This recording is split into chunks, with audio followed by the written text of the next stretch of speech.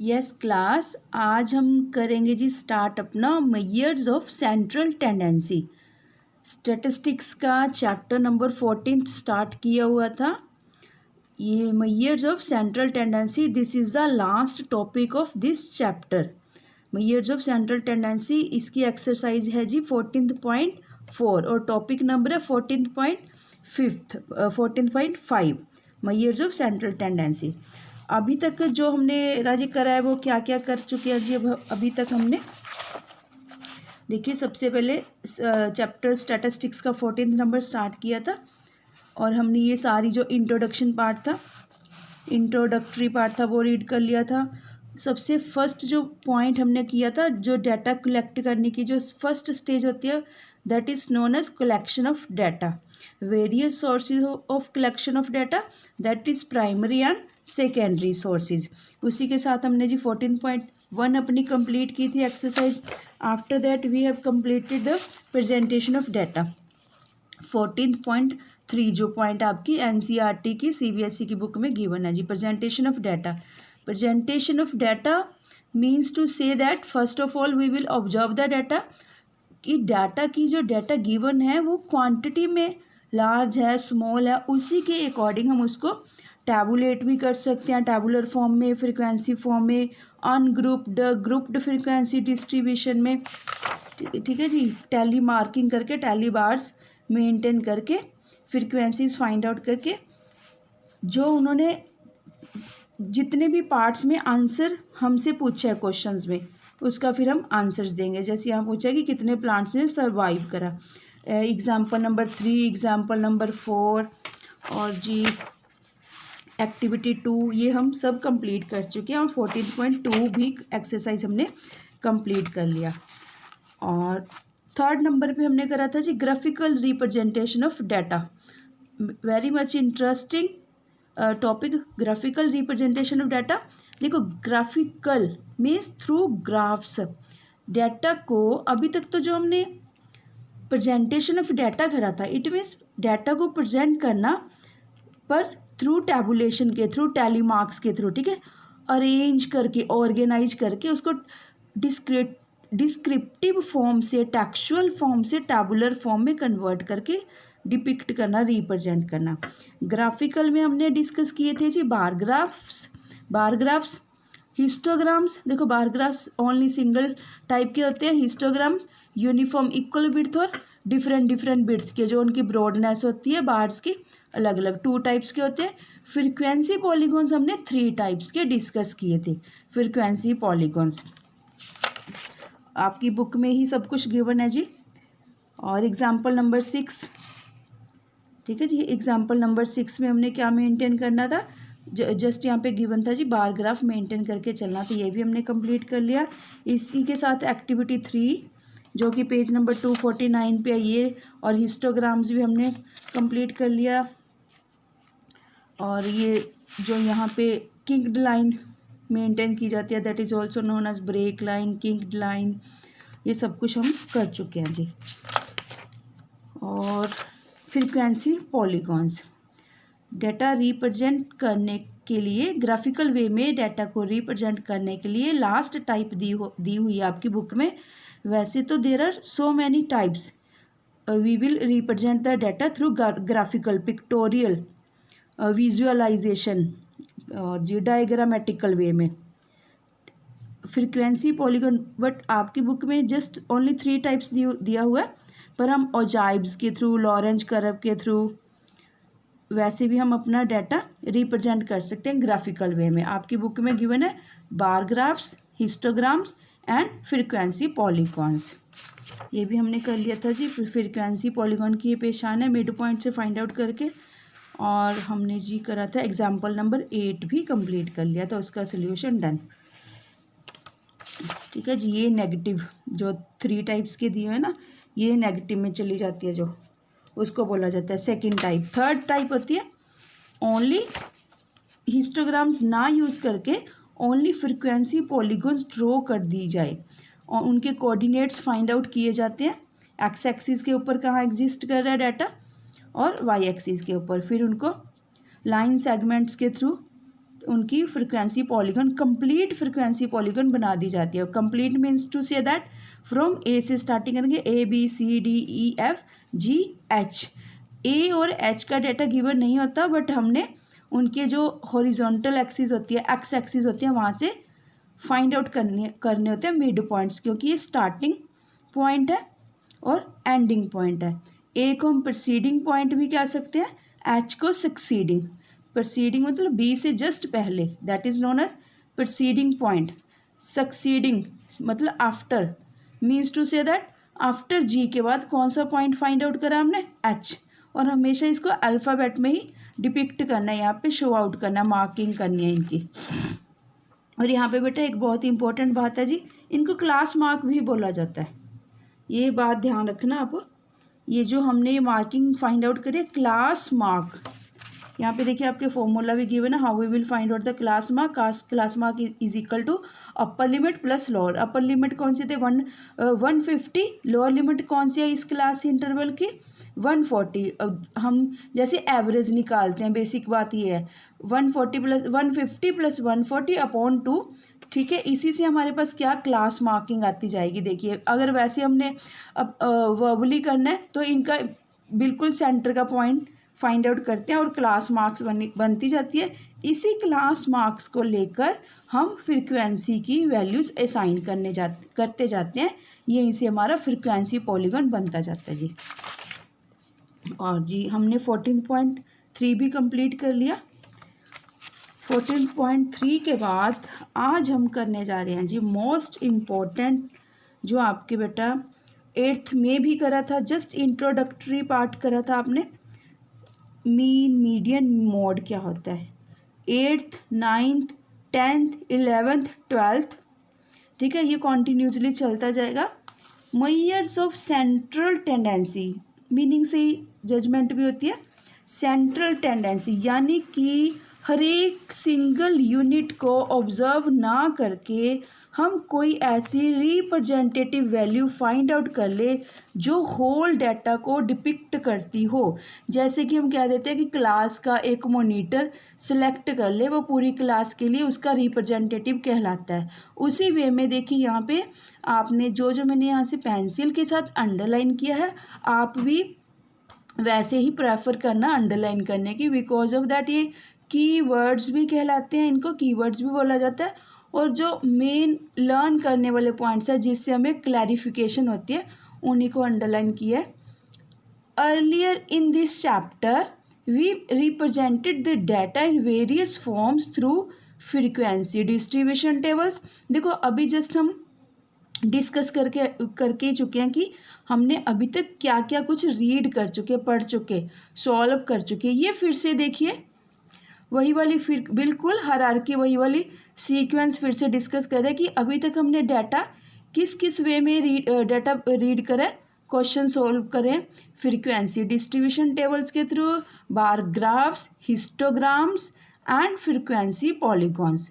Now the question arises if we always need to study all the data. वो कह रहे कि देखो जब स्मॉल डाटा है, क्वांटिटी में 9 नंबर 10 नंबर्स हैं, तो चलो हम मान सकते हैं कि हर एक सिंगल यूनिट को कंसीडर कर सकते हैं, उसका एनालिसिस इंटरप्रिटेशन कर सकते हैं, कंक्लूजन ड्रॉ आउट कर सकते हैं। अगर डाटा क्वांटिटी में number of units too much होए, ठीक है, बल्क में होए, एनार्मस डाटा होए, तो फिर कैसे किया जाए, उसके लिए एक ये कौन सा है, tools of statistical measures of central tendency को और क्या बोला जाता है जी, स्टैटिस्टिकल टूल्स, जैसे mean, median, mode, correlation, regression, skewness, dispersion, index numbers, all are known as statistical tools. ठीक है, यहाँ से स्टार्टिंग है स्टैटिस्टिकल टूल्स की। जस्ट ये फर्स्ट स्टैटिस्टिकल टूल्स गिवन है आपकी बुक में, और इसी के साथ ये चैप्टर 14th स्टैटिस्टिक्स का कंप्लीट हो जाएगा। ये लास्ट एक्सरसाइज है 14.4, ओनली 6 क्वेश्चंस गिवन है। ठीक है जी, यहाँ फिर से इससे देखिए, now the question arises if we always need to study all the data to make sense. ठीक है, सेंस भी निकलनी चाहिए ना, चाहे सिंगल यूनिट की स्टडी करो चाहे होल की करो, पर वो कहते हैं कि हम इस टाइप में स्टडी करेंगे कि सेंस भी निकलेगी। और if we can make out some important features of it by considering only certain representatives of the data. This is possible by using measures of central tendency or we can also say that averages. ठीक है जी, इसको central meaning से देखिए central value या फिर average भी बोल दिया जाता है कि हम एक बस कुछ सर्टन आइटम्स यानी कि एक सिंगल वैल्यू फाइंड आउट करेंगे जो कि पूरे डाटा को डिपिक्ट करती होगी, उनकी कुछ इम्पोर्टेंट फीचर्स को डिपिक्ट करती होगी। अब उन्होंने एनालिसिस करना स्टार्ट किया। एक जस्ट सिंगल एग्जांपल गिवन है इस बुक में। Question numbers 1 2 3 4 5। क्वेश्चन नंबर 1 था, उसमें मैरीज स्कोर कितने मार्क्स थे मैरी के बताए गए सबसे पहले, फिर हरीज के, पर दोनों में डिस्प्यूट चलता गया। ठीक है, मैरी कहता मैंने हाईएस्ट स्कोर करा, हरी कहता मैंने स्कोर करा। ठीक है, मैरी कहती मैंने स्कोर करा, हरी कहती मैंने स्कोर करा। अब इसकी प्रॉब्लम को हम सॉल्व करेंगे मीन मीडियन मोड के द्वारा, ओनली इस दिस सिंगल एग्जाम्पल को। और ऑलवेज याद रखना कि अगर इसी डाटा के थ्रू अगर हम मीन फाइंड आउट करते हैं या फिर मीडियन या फिर मोड, तीनों का आंसर बिल्कुल इक्वल नहीं आएगा, बट प्लस या माइनस फ्रैक्शंस में वो डिफ़र करेगा। ठीक है, और आप अपना आंसर किसी भी फॉर्म में कैलकुलेट करके दिखा सकते हो, मीन में भी निकाल सकते हो इसका आंसर अगर मेंशन नहीं है क्वेश्चन में। अगर उन्होंने बस जस्ट बोला कि सेंट्रल टेंडेंसी निकालिए इस डाटा की, तो आप मीन के थ्रू भी आंसर फाइंड आउट कर सकते हो, मीडियन के भी और मोड के भी। देखिए अब हम यही क्वेश्चन को डिस्कस करते चलते हैं जी। यही वाला बहुत अच्छे से बढ़िया से दिया हुआ है आपकी बुक में सब कुछ। मीन क्या होता है जी? मीन फर्स्ट केस आपने भी ऐसे ही रीड करते जाना है, पेंसिल से मार्किंग करते जाना है। एकदम से डिटेल्ड स्टडी दिखाई गई है कि एक सिंगल डाटा के ऊपर हम तीनों ही मेजरमेंट्स कैसे इम्प्लीमेंट करके अपना क्वेश्चंस फाइंड आउट कर सकते हैं। Case 1 mean, this is the symbolic figure. ये जो एक्स बार है इसका सिंबल होता है मीन को फाइंड आउट करने का जी। ठीक है जी, एक्स बार ये मीन को फाइंड आउट करने का है। केस 2 में हमने स्टडी कर रहे हैं जी मीडियन, और केस 3 में मोड। ठीक है, मीन मीडियन मोड। मोड को अक्सर जेड से भी हम इसका सिंबॉलिक जो सिंबल है जेड से भी डिपिक्ट रिप्रेजेंट करते हैं। ठीक है, कई कई बुक्स में जेड भी कैपिटल जेड, स्मॉल नहीं कैपिटल जेड। मीडियन के लिए एम कैपिटल एम, और जी मीन के लिए एक्स अपॉन बार या फिर कह लीजिए x bar, only just x bar, ऐसे रीड कर सकते हैं हम। देखो, upon getting the test copies both of them found their average score as follow. Mary और हरी। अभी हम इस क्वेश्चन के लिए फिर से बैक चलते हैं जी। बैक में हमने क्या करना है अभी यहाँ से, जस्ट फर्स्ट देखो मीन कैसे फाइंड आउट किया जाता है। जितने टोटल मैरी ने स्कोर करा, total number of observations upon total number of questions. ठीक है, हमारे पास आ जाएगा जी 10 + 8 + 9 + 8 + 7, यानी कि मीन की डेफिनेशन क्या है, total number of scores obtained upon total number of questions. हम 5 के 5 की टोटलिंग करेंगे अपॉन में 5, तो हमारे पास क्या आ जाएगी जी एवरेज, यानी कि सेंट्रल टेंडेंसी मैरी की। ऐसी हरी की फाइंड आउट करते हैं। 4 + 7 + 10 + 10 + 10, 3 × 10। और हमारे पास जी मैरी का डाटा हमारे पास आया जी 8.4 और हरी का आया 8.2। आपने बहुत अच्छे से इसको डिफ्रेंशिएट करके देखना है, रिलेट करके देखना है तीनों के तीनों डाटास को। मैरी का याद रखना और हरी का। अब चलते हैं जी केस नंबर 2 की तरफ। देखो मीन तो निकाला जाता है सारे total number of observation over जितने नंबर ऑफ केसेस होते हैं वो। सेकंड क्या है जी, सेकंड में मीडियन फाइंड आउट करने के लिए first of all we will arrange the data in ascending और डिसेंडिंग ऑर्डर। ठीक, आप कोई भी ऑर्डर में अरेंज कर सकते हो, small to biggest, biggest to small. Since Mary's average score was more than Hari's, Mary claim to have, ठीक है, उनमें डिस्प्यूट हो गया, मैरी क्लेम टू हैव, देखो 0.2, हमें सभी को पता है कि जब मार्क्स बच्चों के स्कोर करते हैं, डेसिमल फ्रैक्शन ऑफ पॉइंट से भी उनकी जो पोजीशन है क्लास में डिफ़र कर जाती है, फर्स्ट आने की जगह वो सेकंड आ जाते हैं, ठीक है। इसी वे में मैरी ने फुल स्कोर करा 8.4, हरी ने करा जी 8.2। तो मैरी कह रहा है कि मेरी अच्छी है हरी के कंपैरिजन, उसने क्लेम करा कि मेरे स्कोर अच्छे हैं, पर हरी नहीं माना इस बात के लिए, Hari didn't agree, he arranged both there. अब हरी कुछ सेकंड मेजरमेंट अडॉप्ट कर रहा है अपना आंसर निकालने के लिए कि मैंने ज़्यादा अच्छा स्कोर करा है।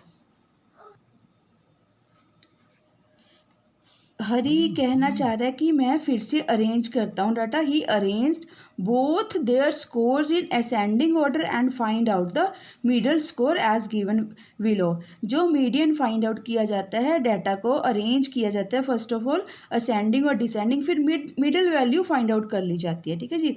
देखो मिडल, इसको भी नेक्स्ट जब हम डिटेल में करेंगे, अगर नंबर ऑफ ऑब्जर्वेशंस 5 है तो सिंपल सा भी होता है n/2 करके मीडियन वैल्यू आ जाती है, अगर इवन या ऑड चेक करना होता है, जब हम नेक्स्ट करेंगे उसमें डिटेल में स्टडी करेंगे। अब देखते हैं जी नंबर केस 3 में, देखिए यहाँ थोड़ा सा आंसर में फ़र्क आ गया, ठीक है, मतलब प्लस माइनस डिफर करेगा बट होएगा मीन मीडियन मोड में आंसर ऑलमोस्ट सेम। मैरी के 8.4 हैं, मैरी के फिर 8 हैं, मीडियन के थ्रू, मोड के थ्रू मैरी के कितने हैं जी, मैरी के 8, ठीक है, तीनों में देखिए। अब मोड, केस 3 मोड, अब मैरी की प्रॉब्लम होगी, मैरी को हम कन्विंस ना करवा सके क्योंकि मैरी के जो स्कोर है हमने डाउन दिखा दिया कि भाई आपके कम है, but Mary wasn't convinced। To convince Mary, Hari tried out another strategy. अब फिर थर्ड नंबर की स्ट्रैटेजी हमने इम्प्लीमेंट करी, that is known as mode. He said he had scored 10 marks more often 3 times. देखो मोड क्या चीज़ होता है, how the data frequently occurred, means to say that कोई भी डाटा कितनी बारी सबसे ज़्यादा अकर कर रहा है, हैपन हो रहा है, ठीक है। उसके मैरी के स्कोर्स 8 टाइम्स सबसे ज़्यादा आए हुए हैं और हरी के 10 टाइम्स ज़्यादा हुए हैं। इट मीन्स अगर थ्रू मोड हम आंसर निकालते हैं तो मैरी का जो आंसर आएगा, मोड वैल्यू आएगी 8 आएगी और हरी की आएगी जी 10, ठीक है जी। देखिए case number 3 mode, he said he had scored 10 marks more often, more often मतलब सबसे ज़्यादा बारी 3 टाइम्स अकर हो रहा है, ठीक है। किसके जी, मोर अकर, ही सेड दैट 10, ठीक है, 3 टाइम्स आ रहा है 10, as compare to Mary who scored 10 marks only once, so his performance was better. Hari कह रहा है इसलिए मेरी परफॉर्मेंस ही बेटर है। अब तीनों की प्रॉब्लम होगी। Now to settle the dispute between Hari and Mary, let us see the 3 measures they adopted to make their point. अब इनको हम डिटेल्ड में स्टडी करेंगे, इन्हीं तीनों केसेस को, केस 1 मीन, मीडियन और सेकंड केस मीडियन, केस 3 है जी मोड। यहाँ पे देखिए, the average score that Mary found in the first case is mean, the middle score that Hari was using for his argument in median, the most often। ध्यान से देखिए, यहीं से इनकी डेफिनेशंस निकल के आ रही है हमारे पास। Average score known as mean, middle score यानी कि इसकी मिडल वैल्यू फाइंड आउट करना ही क्या कहलाता है, मीडियन।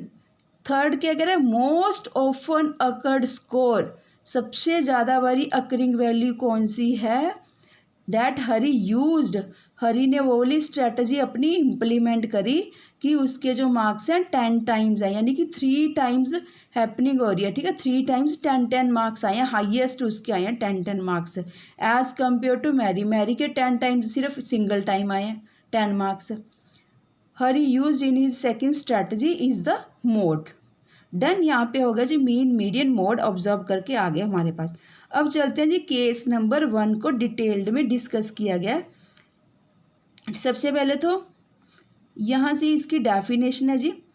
केस 1 में मीन की प्रॉपर डेफिनेशन क्या कह रहा है, मीन भी बोल सकते हैं और एवरेज भी। of a number of observation is the sum of the values of all the observation divided by the total number of observation.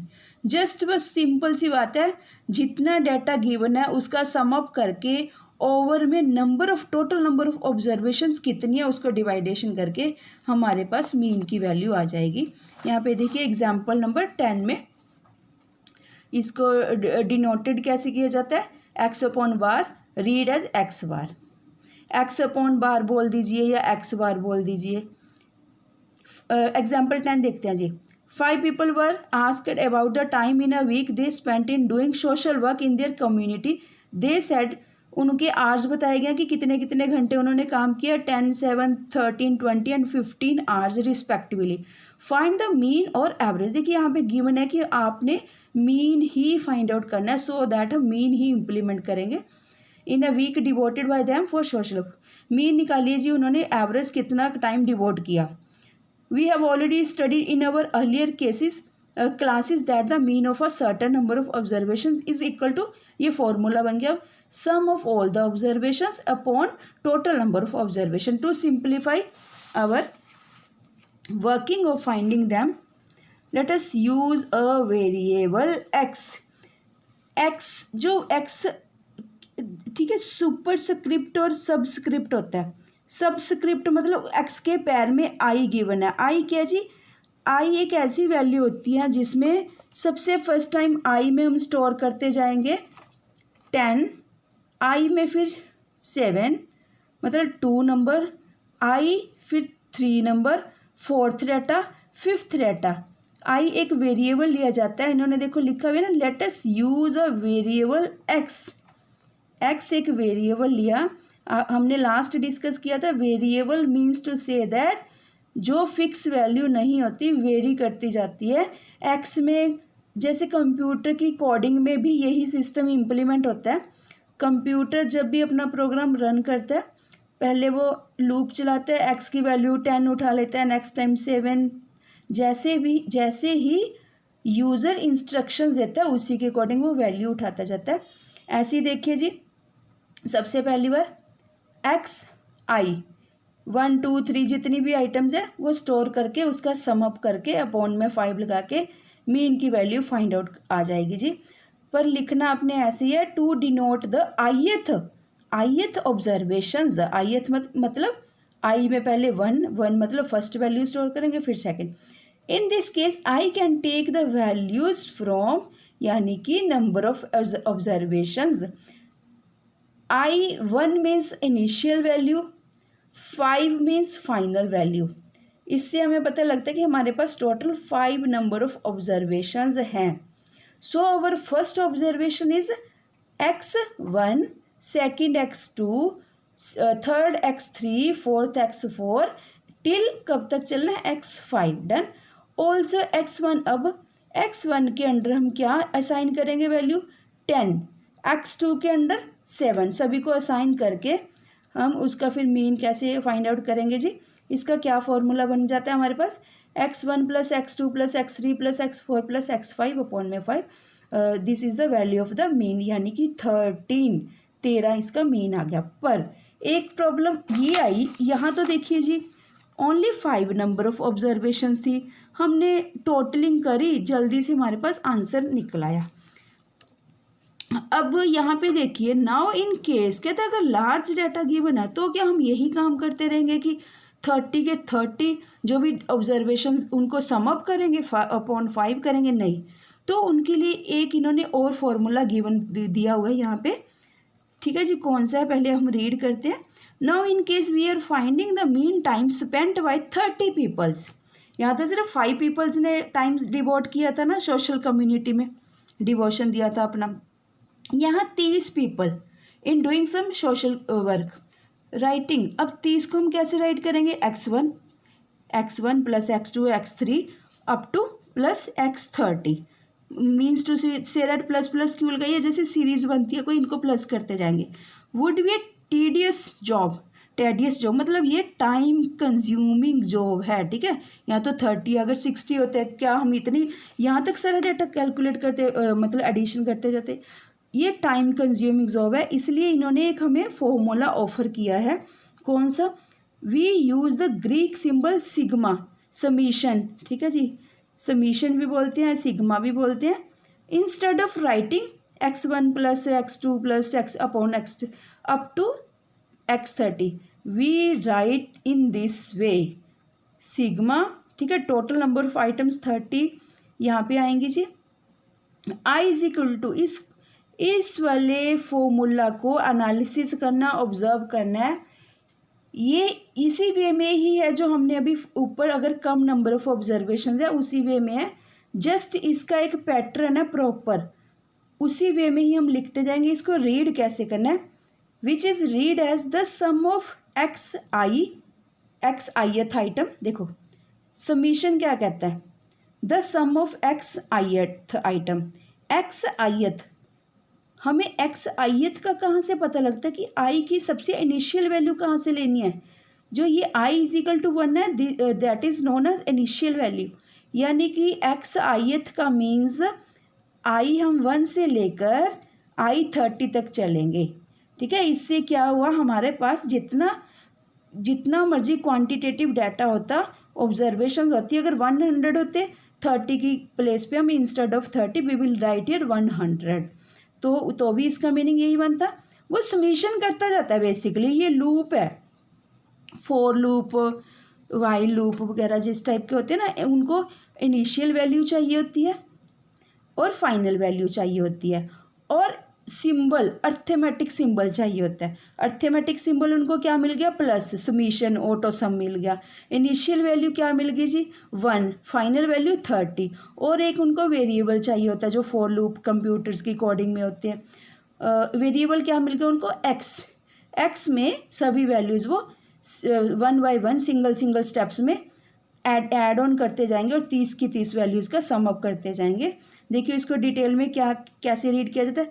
Which is read as a, single quotes में देखिए ध्यान से लिखा है उन्होंने, the sum of x ith as i varies from 1 to 30 x bar is equal to, अब हमने क्या किया, ये समीशन आ गया, यही वाला समीशन है जी, देखिए ध्यान से, वही चीज़ है, अपॉन में 30। यहाँ पे अपॉन में 5 ऑब्जर्वेशन थी, 5 पीपल का डाटा था, यहाँ पे 3030 का है, इसको 3030 लिख दीजिए या फिर n, ठीक है, क्योंकि n ऑब्जर्वेशंस है। ये इसका फॉर्मूला गिवन है, इसको बिल्कुल एज इट इज ही लिखोगे। ये n अपॉन में भी आएगा और n सबसे ऊपर समीशन के सिंबल में भी, क्योंकि n हमारी फाइनल वैल्यू है, यानी कि total number of people who devoted for the society work किया जो 30 हैं। चलते हैं जी एग्जाम्पल नंबर 11 की तरफ। यही वाली सेम, यही वाला जो अगर large number of data given है, ऑब्जर्वेशंस गिवन है, ठीक है, यही वाला फिर से देखते हैं। Find the mean of the marks obtained by 30 students of class 9th of a school. वही वाला बिल्कुल एज इट इज़ उसी फॉर्मूला में पुटअप कर देना है समेशन वाले में। X bar is equal to, कहते हैं अगर हम इस वे में करते, ये हमारा सिंपल वे आउट होता है। अब हम इस फॉर्मूला में पुटअप करके करेंगे 10 + 20 + 36, ये तो इन्होंने जी मीन के अकॉर्डिंग निकाल दिया अगर हम सिंगल वैल्यू को फाइंड आउट करते। पर अगर हम ये पूरी वैल्यूज़ इसमें पुटअप करते हैं, वेरी इजी, कुछ भी नहीं करना। अब एक्स आईएथ यानी कि 10 रखेंगे, आईएथ में सबसे फर्स्ट वैल्यू 10 रखेंगे, इसके अंदर स्टोर करेंगे। नेक्स्ट देखते हैं जी, हम एग्जाम्पल नंबर 11 कर रहे हैं। यहाँ से देखिए, is the process not time consuming? Can we simplify it? Note that we have formed a frequency table for this data. The table shows that ये 14.1 टेबल है जी आपकी जो बुक में गिवन है। 14.1 वो वाला डाटा, एक्चुअली इन्होंने वो वाला डाटा लेकर उसका ये यहाँ पे देखते हैं, ये 14.1, अभी हम 14.1 आपके सामने टेबल लेकर आते हैं जी। 14.1, जस्ट वेट कीजिए। 14.1 का डाटा ये रहा जी अपने पास है, ठीक है जी। ये देखिए यहाँ पे, क्योंकि वो कह रहा है कि जो 14.1 का डाटा है हम वो डाटा लेकर अपना मीन की वैल्यू फाइंड आउट करते हैं कि कैसे फाइंड आउट की जाती है। ये वाली इस वे से तो उन्होंने एक्चुअली निकाल के बता दिया हमें, ये वाला वे तो यहाँ से तो हमने फाइंड आउट कर दी ये वाली फॉर्मूलाज के अकॉर्डिंग, ठीक है जी। अब नेक्स्ट मीन देखो 3 तरीके से मीन निकाल रहा है। फर्स्ट फॉर्मूला था सिंपल ऑब्जर्वेशंस किया, डाटा जब कम क्वांटिटी में होता है फर्स्ट वे आउट मीन निकालने का। सेकंड और थर्ड में क्या कह रहा है, जब अनग्रुप्ड फ्रीक्वेंसी डिस्ट्रीब्यूशन डाटा होता है, देखिए अनग्रुप्ड फ्रीक्वेंसी डिस्ट्रीब्यूशन डाटा ये वाला, ठीक है, उस वे में कैसे फाइंड आउट किया जाता है। जस्ट 10 × 1 20 × 1 हर एक फिगर को जो मार्क्स हैं और नंबर ऑफ़ फ्रीक्वेंसीज हैं, देखो नंबर ऑफ़ फ्रीक्वेंसीज क्या होते हैं, यानी कि 36 मार्क्स हैं जो 3 स्टूडेंट्स ने ऑब्टेन किए हैं। ऐसे रैंडमली कोई और पिक करते हैं marks, suppose of that 88 marks हैं, 88 मार्क्स ओनली 2 स्टूडेंट्स ने ऑब्टेन करे हैं, ये फ्रीक्वेंसी होती है। वो कह रहे हैं कि जो थर्ड वे आउट है मीन फाइंड आउट करने का, जब हमारे पास फ्रीक्वेंसी भी गिवन है तो हमारे पास जी कौन सा फॉर्मूला बनाते चलतेंगे, ये वाला फॉर्मूला। जस्ट इसके प्रीवियस वाला फॉर्मूला ही है, आपने मल्टीप्लाई में उसके F1 भी लिख देना है, FI जैसे XI, देखिए ध्यान से एज इट इज़ ही है। XI क्यों मेंशन करा, क्योंकि जो हमने ये मार्क्स हम ऑब्टेन कर रहे हैं 10 × 1 + 20 × 1 प्लस यानी कि 36 मार्क्स कितने नंबर ऑफ़ स्टूडेंट्स के हैं 3, 40 मार्क्स कितने नंबर ऑफ़ स्टूडेंट्स के हैं 4, उनको सम अप करके टेबल नंबर 14.1 का डाटा एक्चुअली इन्होंने उठाया है। तो फॉर्मूला क्या बना जी हमारे पास, समीशन टोटल नंबर ऑफ़ कितने हैं जी हमारे पास 13, n कितने हैं 13, ठीक है जी, हाँ जी हाँ ठीक है 13 है, और इसको मल्टीप्लाई करते जाना है, यहीं पे यही वाली as it is value put up कर देनी है, और हमारे पास आंसर क्या आया जी 1779। ये आंसर नहीं आया अभी, ये जस्ट इसको समीशन करा हमने, सम अप करा। आंसर निकालने के लिए अब नीचे क्या लिखना है, n टोटल नंबर ऑफ, जैसे हमने यहाँ पे अपॉन में n नंबर ऑफ ऑब्जर्वेशंस लिखे थे, यहाँ पे भी जी ऐसे ही नंबर ऑफ ऑब्जर्वेशंस आपने लिखते जाना है। दो यहाँ तो आएंगे जी टोटल मार्क्स ऑब्टेन्ड 1779, ठीक है, जो 30 स्टूडेंट्स थे उनके टोटल मार्क्स ये ऑब्टेन्ड है वो वाले, और total number of observations FI हम इस टाइप में निकालेंगे। सो ये क्या फॉर्मूला बन गया जी, mean is equal sum of all the observations upon total number of observation. यहाँ ध्यान से देखना है फिर से, FI × XI दोनों को मल्टीप्लिकेशन लेकर चल के उसका सम अप करके लिखना है यहाँ पे, अपॉन में ओनली F, ये देखना F को कंसीडर करके चल रहा है जी, इसको F क्या है, ये 30 वाली F, ये वाला टोटल नंबर ऑफ लेकर चल रहा है, ठीक है, ये नहीं कि टोटल नंबर ये कितने हैं 1 2 3 4 5 6 7 8 9 10 11 12 नहीं, ठीक है, टोटल नंबर ऑफ ऑब्जर्वेशन 13 है, 13 नहीं लेकर चलना, 13 तो जस्ट n के अपॉन में हमने यहाँ मेंशन करना है, जस्ट यहाँ पे, और इसके अपॉन में FI × XI upon FI item, ठीक है, वो तो बाकी तो सिमिलर है डिनोमिनेटर में भी और नोमिनेटर में भी, ठीक है जी। ये डाटा कौन सा था, अच्छा यहाँ पे दे दिया, यही वाला गिवन दिया हुआ, ठीक है जी, टेबल यहीं से 14 पॉइंट टेबल 1 लिया, यहाँ पे उन्होंने अपनी रिक्वायरमेंट के अकॉर्डिंग FI भी कैलकुलेट करके दिखा दिया आपको, और FI × XI, FI देखिए XI मीन्स सबसे पहले I की वैल्यू क्या ली उन्होंने 10 20 30, और FI मीन्स I की वैल्यू सबसे पहले क्या ली 1 फिर 3 ऐसे, after that we will multiplied by XI × FI, और आपको पता है कि हमें समीशन ऑफ FI चाहिए 30 आ गया जी, उसके बाद हमें समीशन ऑफ FI × XI चाहिए 1779 आ गया। ये कौन सा केस बोला जाता है, क्योंकि यहाँ पे देखिए फ्रिक्वेंसीज नहीं एग्जिस्ट कर रही, क्लास इंटरवल्स नहीं है, that is known as ungrouped frequency distribution table, ठीक है, डाटा वो है, इसके थ्रू अब हमने मीन फाइंड आउट कर दिया जी। नेक्स्ट चलेंगे जी अपना मीडियन की तरफ।